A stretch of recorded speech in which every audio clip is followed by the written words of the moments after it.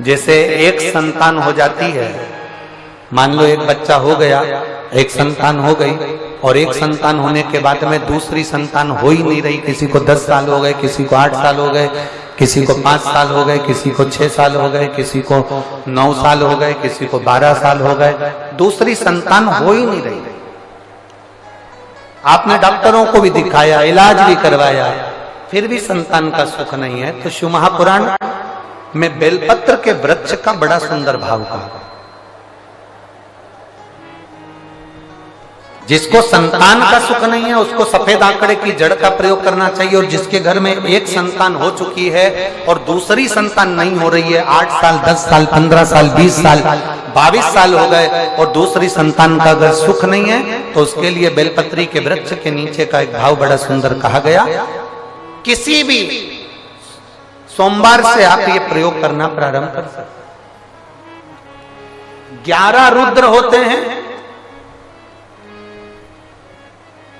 11 रुद्र होते हैं। एक सोमवार को बेलपत्री के वृक्ष के नीचे जाइए और बेलपत्र के वृक्ष के नीचे जाकर एक एक रुद्र का स्मरण करें। करना क्या है? बेलपत्री के वृक्ष के नीचे जब आप जाएं तो बेलपत्र के वृक्ष के नीचे की ही मिट्टी का एक कुंड, आप लोग क्या कह सकते हैं, यहाँ पर हम क्या बोलें उसको, जैसे मिट्टी का एक कटोरी बनाते हैं ना, क्या बोलते हैं उसको, कुंडी बना लेते हैं मिट्टी की। बेलपत्री के वृक्ष के नीचे की ही मिट्टी, उसी मिट्टी का एक छोटा सा एक कुंडा बना लो उसको मिट्टी का। जितने लोग आस्था चैनल पर सुन रहे हैं, जितने लोग फेसबुक यूट्यूब पर श्रवण कर रहे हैं, बड़े ध्यान से सुनिएगा, सावधान। मिट्टी की कुंडी बनाई, उस कुंडी में जल समर्पित कर दिया और जल चढ़ाने के बाद में एक घी का दिया लगाकर वहीं पर थोड़ा सा मीठा, कुछ भी जो आपके पास में हो, घर में जो भी उस समय पर आपके साथ में हो, या तो दूध घर का मीठा हो, जैसे मावे का, खोए का हो या खीर हो, तो वहीं पर एक कटोरी में थोड़ा सा रख दीजिए और उस कुंडी में जो जल चढ़ाया गया है वहां पर उस बेलपत्री के वृक्ष के नीचे भगवान शंकर के 11 जो रुद्र हैं उसमें से एक एक रुद्र का आपको स्मरण करना है। 11 रुद्र का नाम क्या है? तो पहले नंबर पर आता है कपाली,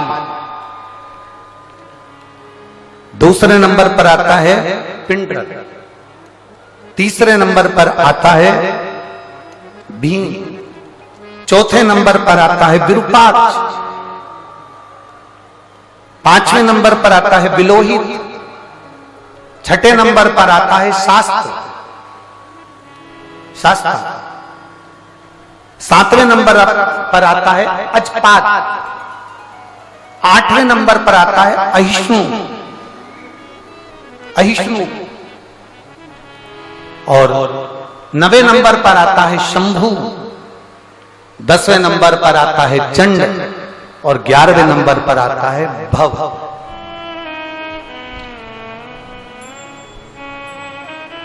अगर अभी आप लोग नहीं लिख पाए हैं तो बाद में मोबाइल पर से कथा को पीछे खींचना, फिर उसमें से धीरे धीरे इसको लिखना।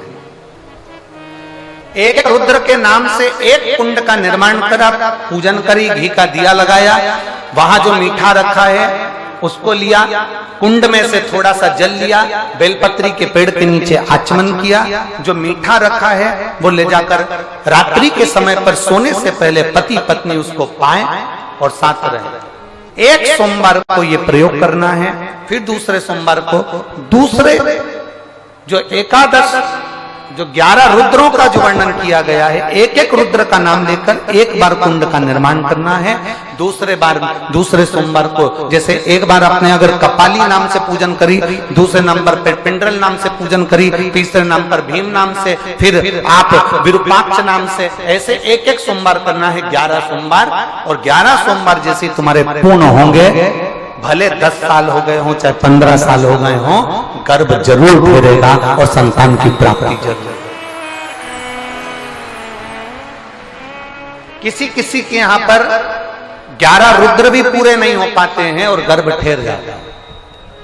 लगभग 4-5 रुद्र पूरे होते हैं और गर्भ ठेर जाता है। तो आप जो 11 रुद्र हैं, इनका स्मरण कर कर भी भगवान शंकर से प्रार्थना कर सकते, भगवान शिव से प्रार्थना कर। शास्त्र कहता है, शास्त्र वर्णन करता है कि आप शुद्ध हैं, अशुद्ध हैं, सावड़ लगी है, सूतक लगी है, या कितने भी आप अशुद्ध हैं, तो भी भगवान का नाम लेने में और भगवान का नाम सुनने में कोई दोष नहीं लगता।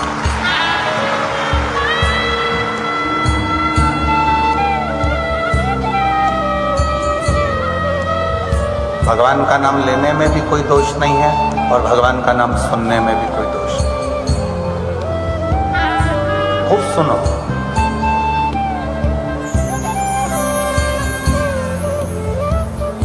कई माताएं कहती हैं 4 पीढ़ी में, 5 पीढ़ी में, 6 पीढ़ी में, 7 पीढ़ी में कोई चले गया, अब हम कथा सुने कि नहीं सुने, हम मंदिर जाएं कि ना जाएं, कथा भी सुनो, मंदिर भले ना जाकर शिखर का दर्शन करो, और शिखर दर्शनम सर्व पाप नाशनम। घर में कथा को भी सुनिए और मंदिर के शिखर का दर्शन।